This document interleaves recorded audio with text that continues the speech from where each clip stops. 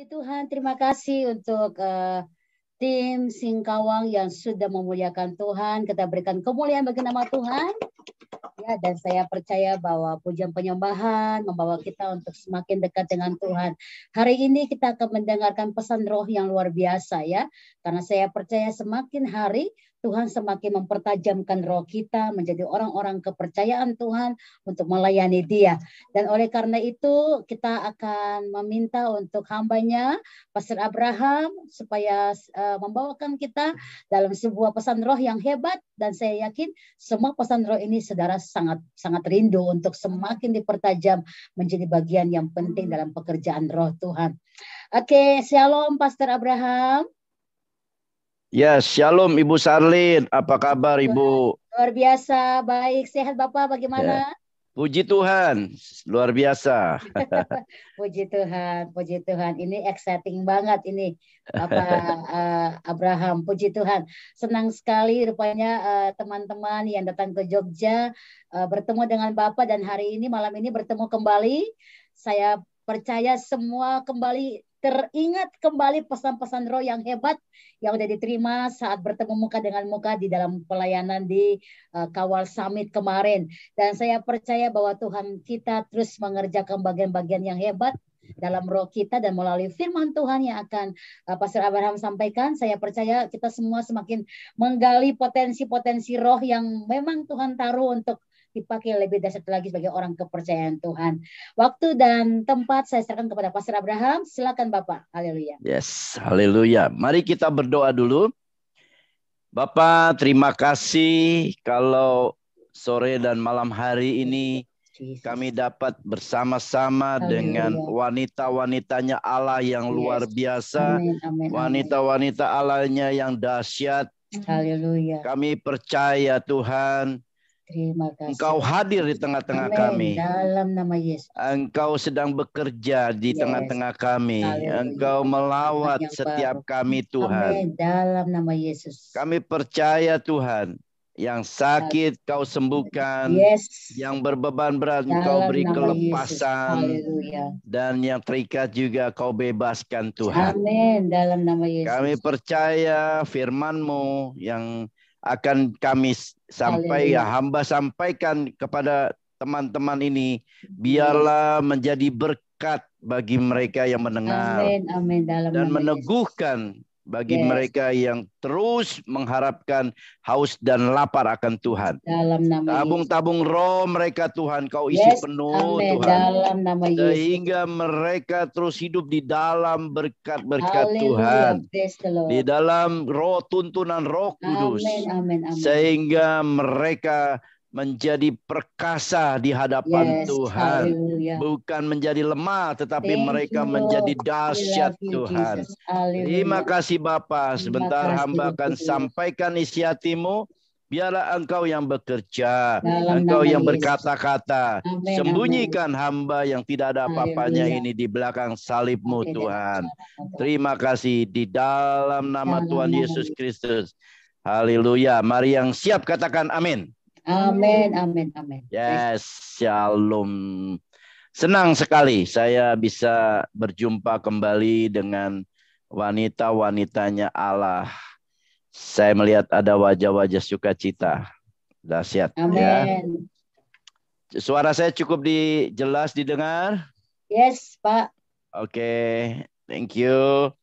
Ya, saya coba membawakan isi hati Tuhan, yaitu menjadi orang kepercayaan Tuhan. Nah, mungkin saya minta untuk saya bisa sharing screen. Oh iya Pak. Saya akan baik. Ya.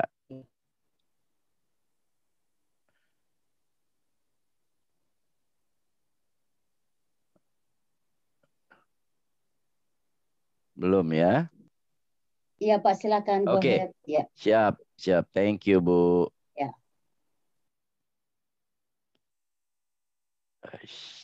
Sorry.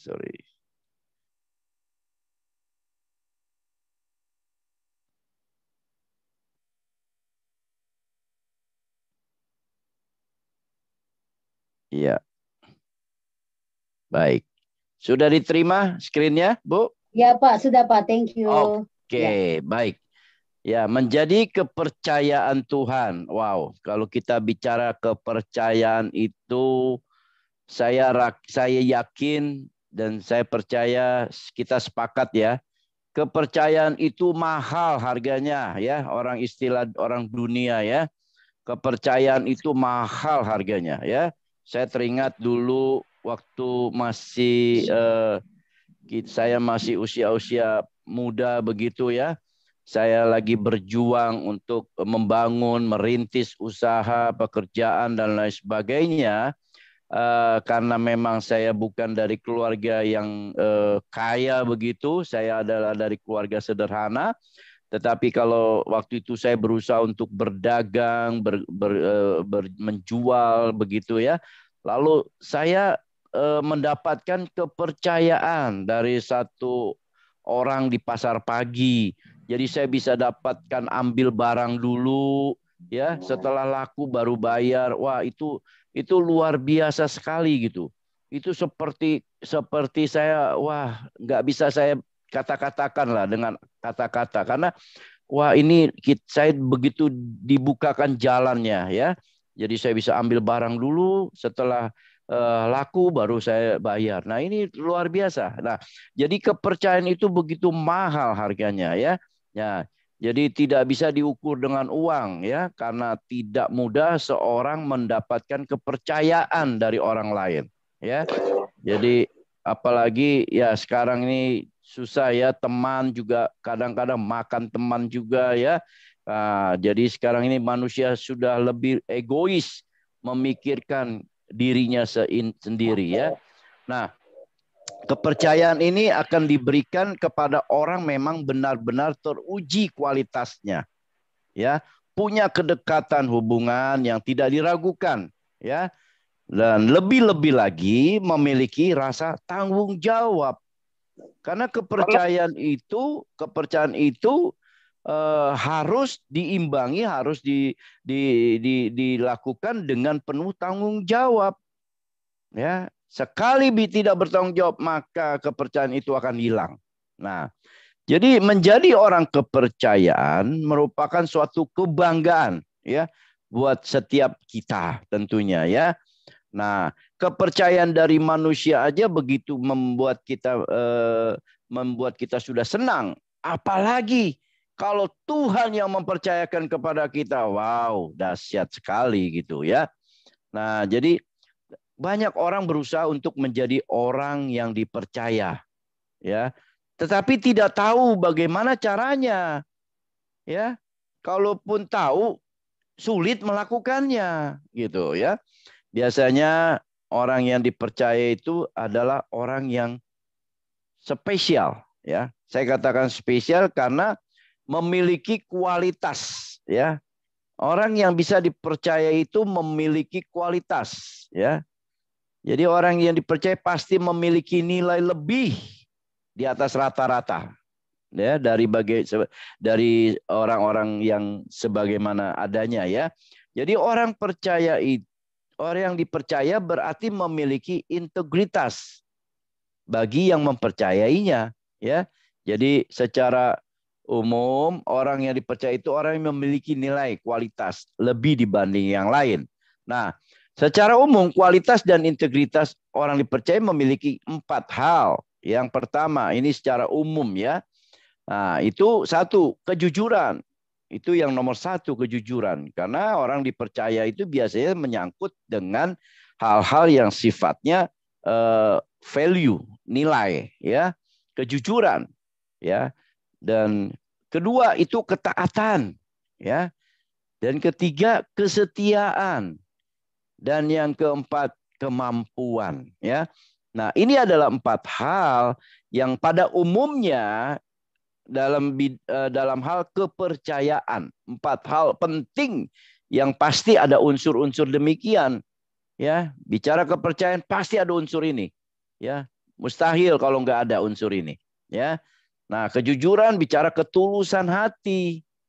Ya, apa adanya, tidak ada selubung dan tidak ada tipu daya atau kemunafikan. Ya, kita bicara kejujuran itu jelas bicara ketulusan hati, ya.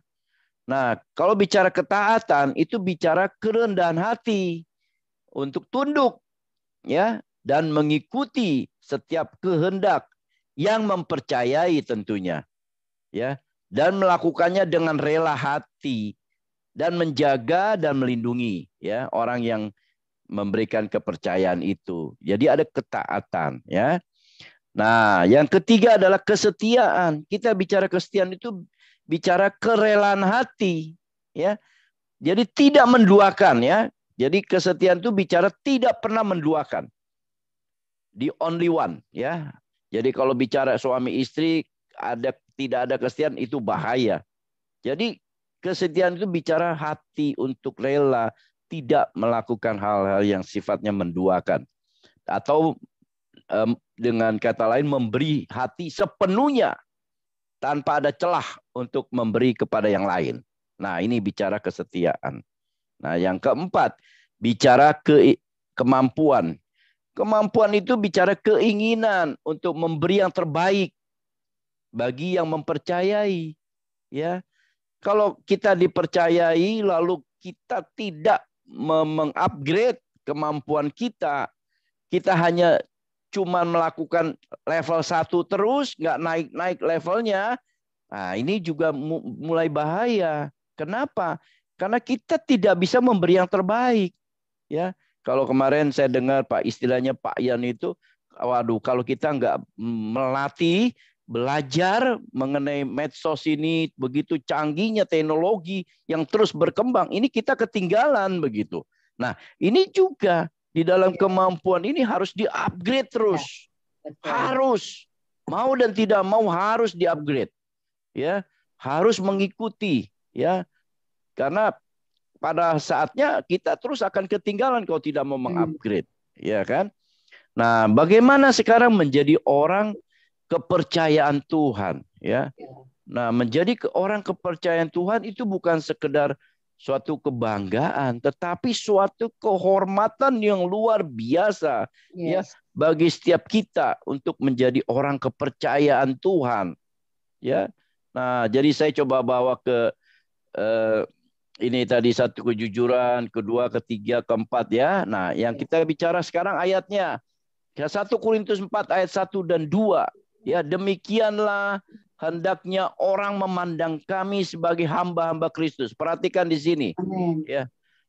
Demikianlah hendaknya orang memandang kami sebagai hamba-hamba Kristus yang kepadanya dipercayakan rahasia Allah. Wow. Luar biasa, ya. Yang akhirnya dituntut dari pelayan-pelayan yang demikian inilah bahwa mereka ternyata dapat dipercayai. Wow. Jadi saudara, kita semua adalah hamba-hamba Kristus. Tidak satu pun, ya, yang tidak menjadi hamba Kristus. Semua orang wanita yang ada di forum ini, di komunitas ini adalah hamba-hamba Kristus. Ya, bukan bicara pendeta, tetapi setiap orang adalah hamba-hamba Kristus. Nah, jadi kita sebagai hamba-hamba Kristus itu tentunya diikuti oleh kuasa. Ya. Oleh kuasa, yaitu apa? Dipercayakan Tuhan. Kalau Tuhan mempercayai kita, wah, ini bukan hanya kuasa, tapi rahasia Allah juga dikasih, saudara. Iya kan? Nah, ini yang dahsyat daripada Allah kita. Kalau Dia mempercayakan kita, wow, Dia sendiri juga akan memberikan yang terbaik. Termasuk rahasia-rahasia Allah pun disingkapkan. Ya, kita perhatikan kalau kita belajar firman Tuhan dengan sungguh-sungguh, banyak hal-hal disingkapkan, banyak hal-hal dibukakan. Betul. Ya, asal kita mau taat, kita mau setia, kita mau belajar, pasti kita dapatkan hal-hal yang dahsyat.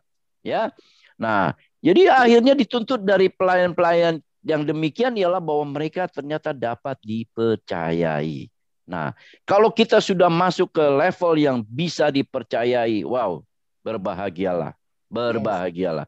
Ya, orang yang bisa dipercayakan Tuhan. Ya, karena pada kesempatannya itu, oh, Tuhan akan bekerja luar biasa atas hidup kita. Ya, makanya saya menghimbau wanita-wanita Allah di tempat ini. Come on, ayo. Ya, jangan cukup puas dengan apa yang sudah kita terima saat ini. Terus naik, harus naik level terus. Ya, kita sekarang ada di level 1, nggak apa-apa. Tapi kita harus naik lagi ke level yang berikutnya. Level 2. Ya, terus lagi, level 3. Terus lagi. Jadi tidak akan pernah berhenti untuk belajar di hadapan Tuhan. Karena apa? Tuhan memberi sesuatu yang kecil saat ini. Nggak apa-apa. Kita setia. Lakukan dengan baik. Kita lakukan perkara-perkara kecil dengan setia. Tuhan akan tambahkan perkara-perkara besar. Haleluya. Bagi kita semua. Ya. Jadi saudaraku, ayo kita berbahagia ya.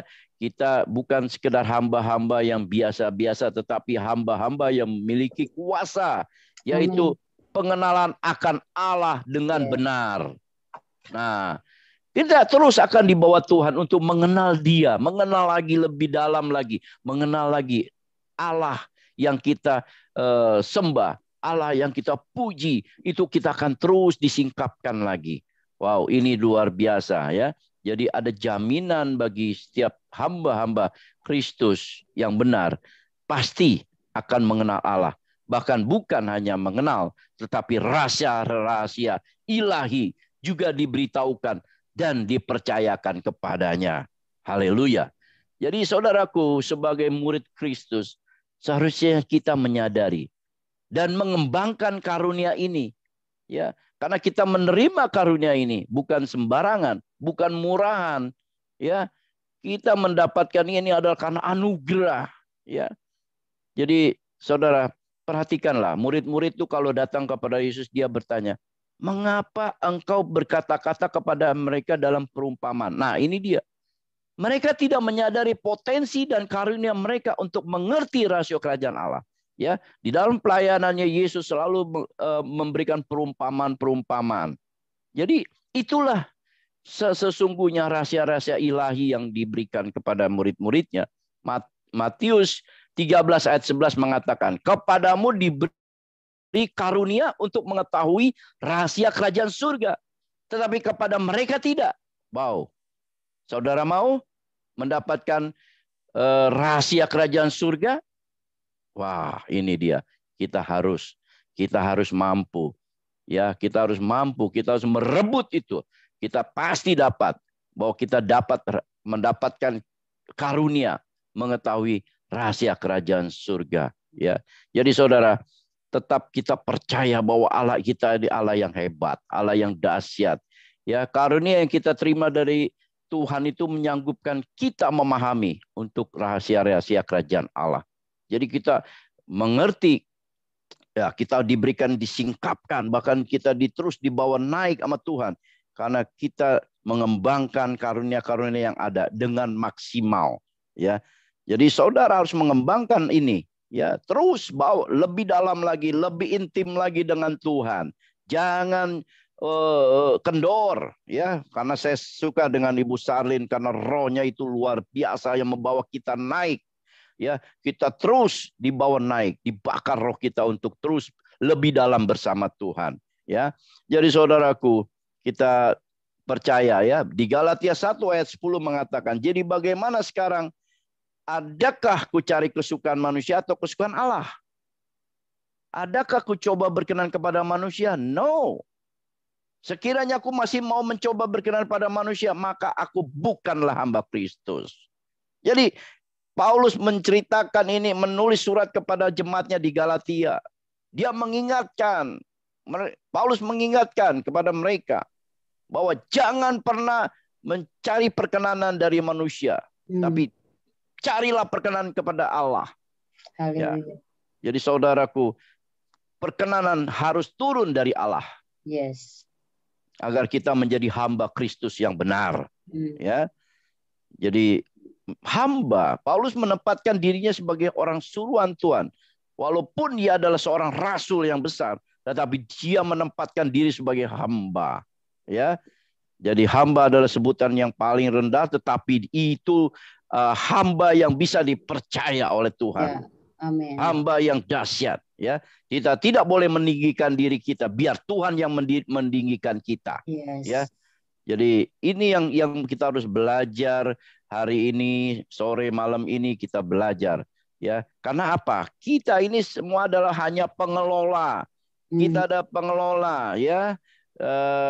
Seorang yang mengelola, kita hanya tidak memiliki, tetapi Tuhanlah yang memiliki kita. Karena Paulus mengatakan bahwa sebagai hamba Tuhan, ia dipercayakan untuk menjadi pengelolanya. Jadi pemilik segala yang ada dari yang kita miliki adalah Tuhan. Nah, ini yang kita juga harus mengerti mengapa kita disebut hamba. Karena kita sadari bahwa apa yang kita miliki semuanya itu milik Tuhan, bukan milik kita. Kita hanya adalah pengelolanya saja. Ya, kita adalah pengelola, ya.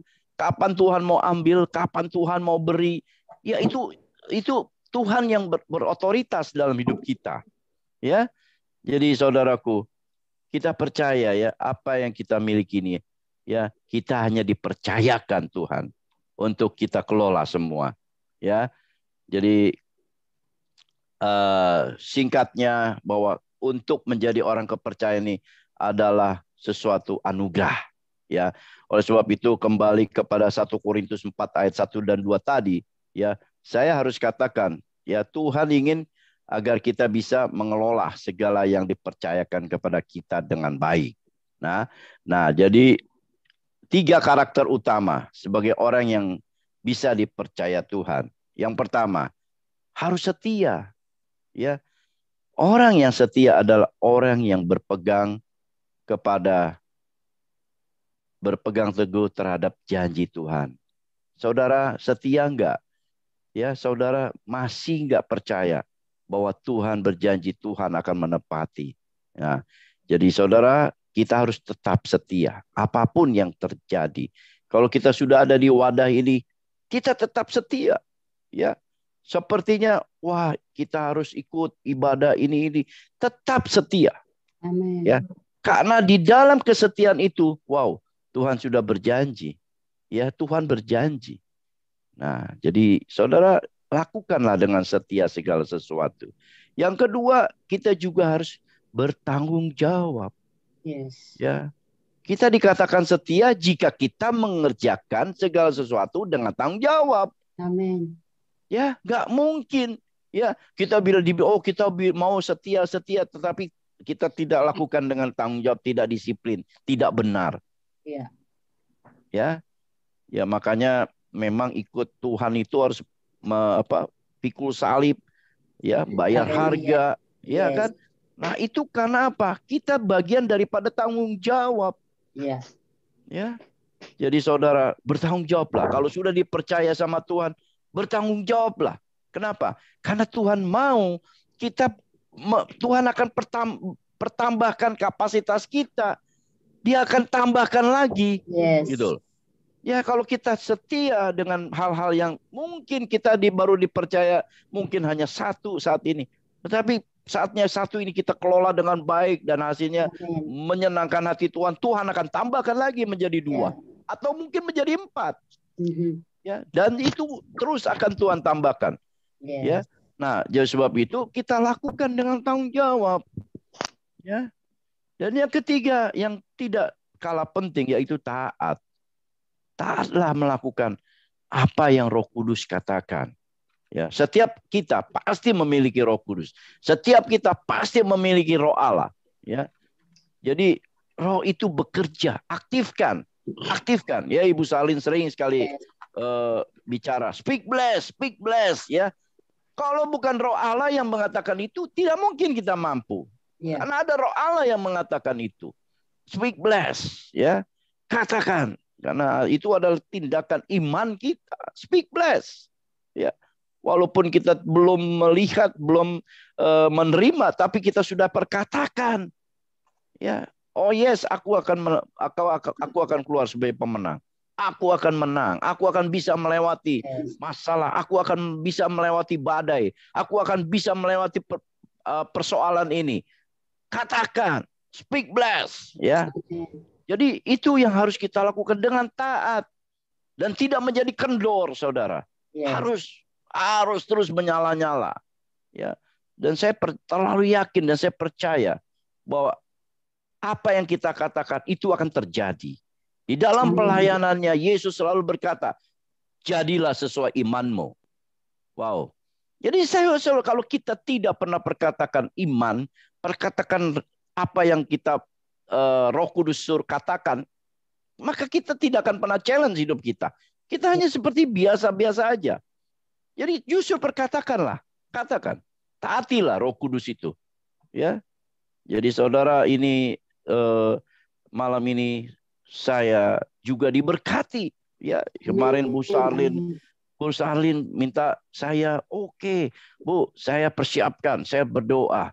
Saya lihat, saya mendapatkan, wah ternyata Tuhan menuntun kita luar biasa. Dia minta kita setia, dia minta kita bertanggung jawab, dia minta juga kita taat. Jangan pernah goyah. Nah, kesetiaan itu tidak dimulai dari sesuatu yang besar, tetapi kesetiaan itu dimulai dari hal yang kecil. Ya, dan bahkan tidak dianggap oleh orang.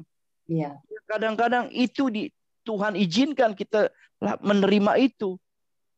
Tapi dikatakan bahwa di Lukas 16 ayat 10 dikatakan bahwa barang siapa setia dengan perkara kecil, dia akan mendapatkan perkara-perkara besar. Nah, itu dia. Jadi saudaraku, ayo, gak usah pikirin kiri kanan. Ya, orang boleh bicara, wah kamu dapat segini. No, lakukan saja. Ya, jangan pernah merasa wah kita dikasih yang kecil. No, kita dari yang kecil Tuhan kasih yang besar. Amin. Jadi kita tetap percaya bahwa kita akan mendapatkan apa yang kita imani. Saudara. Nah, saudaraku, jadi sepertinya kita juga mau belajar dari Paulus, ya. Rasul Paulus mengatakan bahwa bagiku hidup adalah Kristus. Ya, hidup kita adalah untuk melakukan setiap kehendaknya. Nah, kita belajar dari Rasul Paulus ini, ya. Kita renungkan ya apa yang sudah Tuhan tentukan hidup kita. Di mana kita berada di sini? Kita mau hidup untuk Kristus. Ya, sekali Kristus, selamanya Kristus, ya begitu. Amen. Kan? Ya, jadi saudaraku, kita renungkan apa yang sudah Tuhan katakan bahwa ketaatan bukan berbicara banyaknya firman Tuhan yang sudah kita baca, tetapi bagaimana firman Tuhan itu yang kita hidupi dan kita lakukan. Ya, bukan banyaknya ayat, tetapi bagaimana firman itu kita hidupi dan kita lakukan. Ya, seorang hamba pasti percaya kepada tuannya. Nggak mungkin dong hamba tidak percaya kepada tuannya, ya. Apalagi itu yang tuannya itu adalah Tuhan kita, Tuhan yang dahsyat.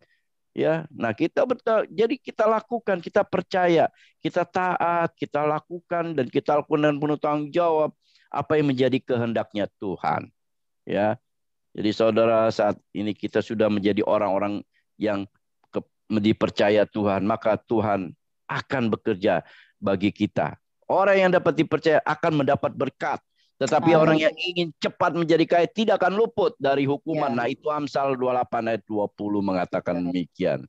Ya. Jadi saudara, ya di akhir zaman ini Tuhan sedang mencari orang-orang yang dapat dipercaya dan setia terhadap tanggung jawab yang dipercayakannya, sesuai dengan karunia, sesuai dengan talenta yang diterima masing-masing. Ya.